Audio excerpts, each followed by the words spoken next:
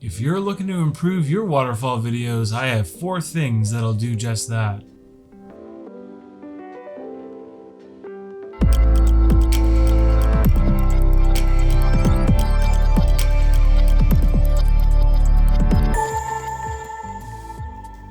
Hey guys, my name is Jeremy. This is my YouTube channel, Jeremy of New Scotland. Over the past several years since I've begun this whole hiking and adventure vlogging thing, I've visited dozens of different waterfalls, and in that time I've picked up a few things, and I'm going to share that information with you today. The first thing I'm going to talk about is your gear. And I'm not rolling in the dough. I don't have tons of high-end gear, but I think some of this stuff is essential if you're going to be a vlogger, especially if you're going to be a hiking and travel vlogger. It's not too expensive or too high end, and I think personally it's worth the investment every cent. First thing I want to talk about is a gimbal. If you haven't gotten a gimbal, I strongly urge you to go out and get one. You can get a small little gimbal that'll hold your cell phone if that's what you're using to film your vlogs, which I actually normally do. Something like this. The Osmo Mobile 3, or one of the predecessors.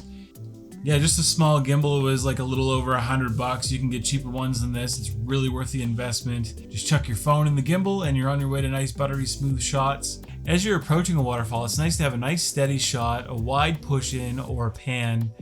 And not only does the gimbal help you stabilize the shot, it gives you some pretty easy options when you don't have a tripod set up to get a nice tilt or pan in your shot.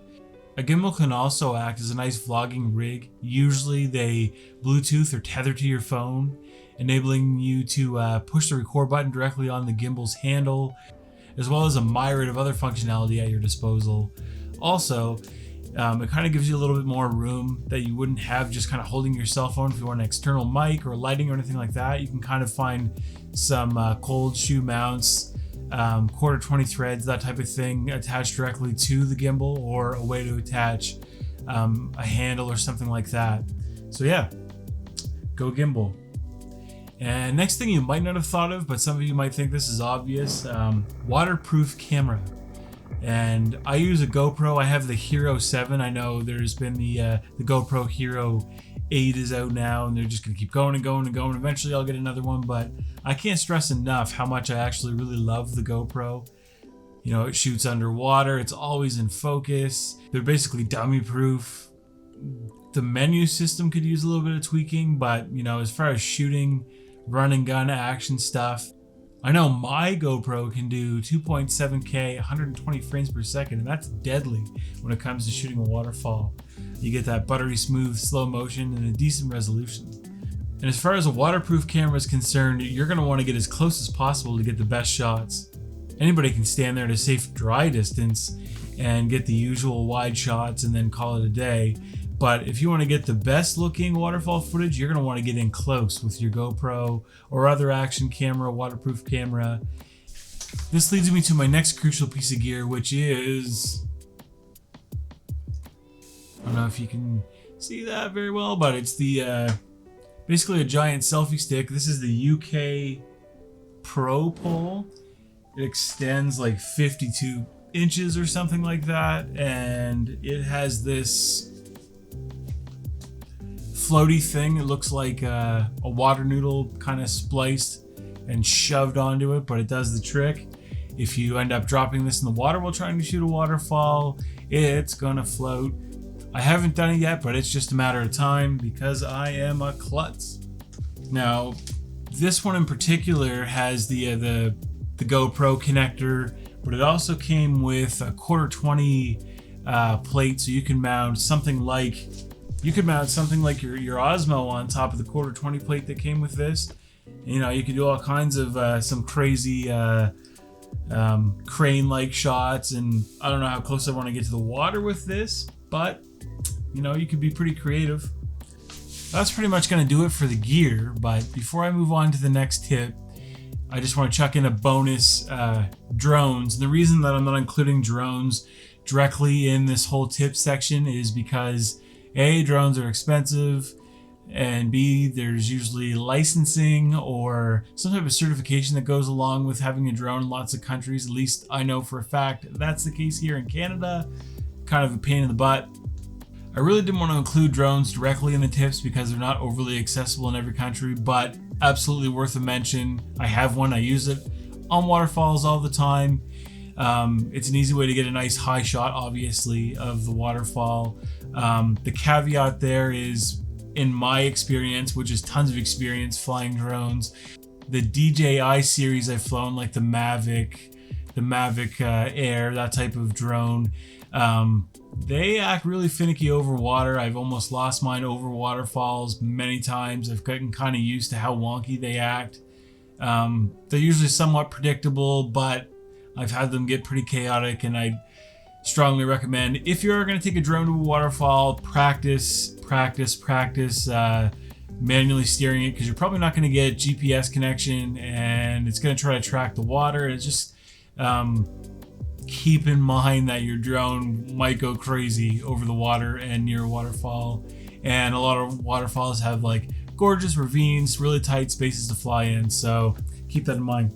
Tip number 2, angles. It's not always obvious to film multiple angles of a waterfall because, well, it's a waterfall. However, since there is so many dynamics at play, it is absolutely crucial to get multiple angles. Personally, I like getting a slow, wide push in towards the waterfall, and depending on how big the base of the waterfall is, a nice panning shot across the base of the waterfall really does help establish the falls.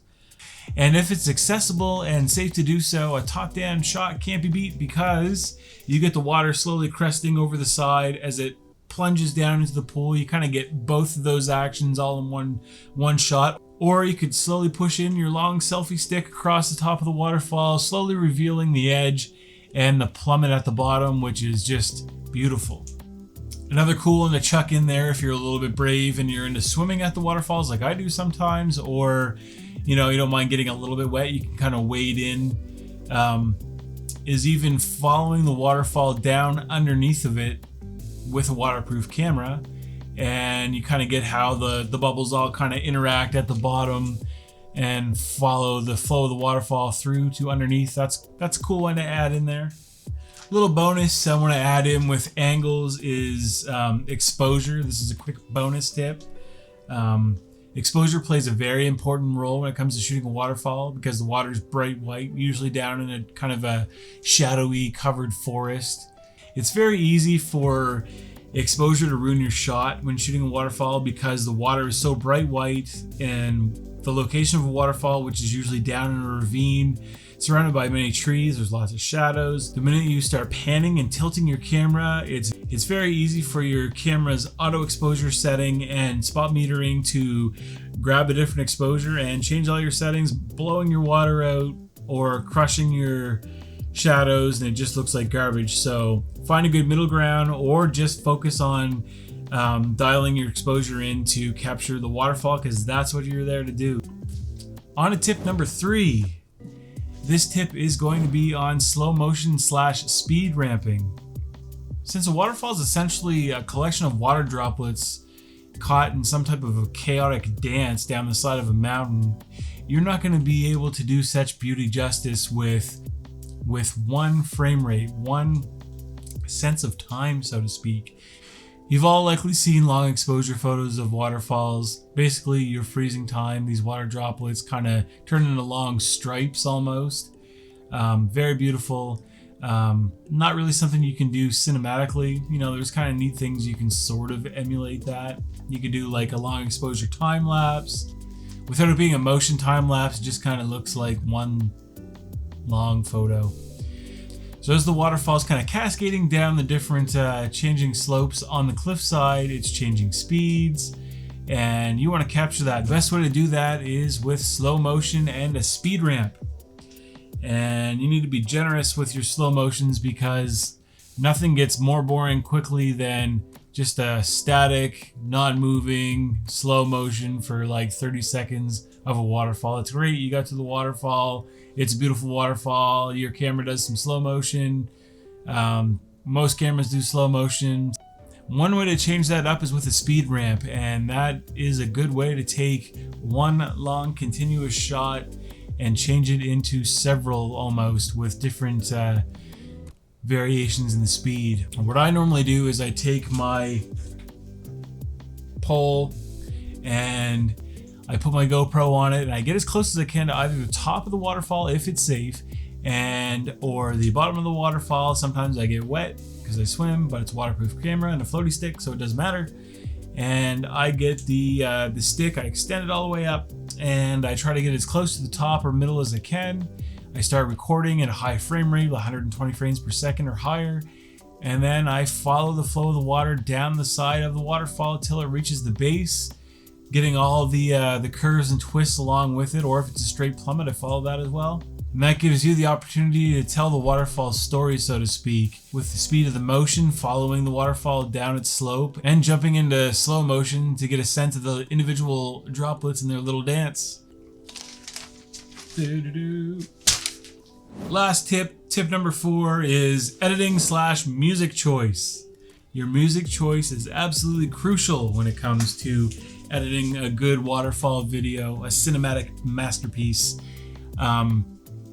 Personally, when I'm looking for music, I'm looking for something cinematic. I picture, if it is a waterfall, depending on how much water's flowing, how high it is, will kind of help me decide what music I'm going to pick, how dramatic it's going to be, how cinematic it's going to be.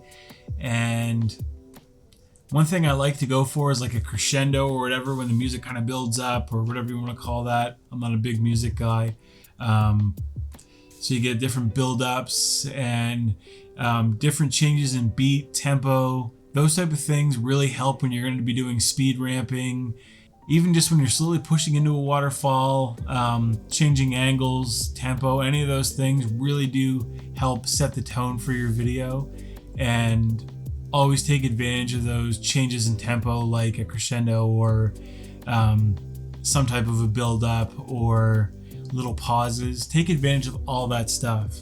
It's easy to look at the sound wave in your favorite editor and find different cut points. Personally, I spend like a lot of time trying to pick out music for my videos. I recommend you do that too. It will only pay off. Anyway, my friends, that's it for this one. Hopefully it was helpful. If it was, maybe consider subscribing if you haven't already. If you have, I appreciate you sticking through to the end, and I'll see you guys in my next video. See you later.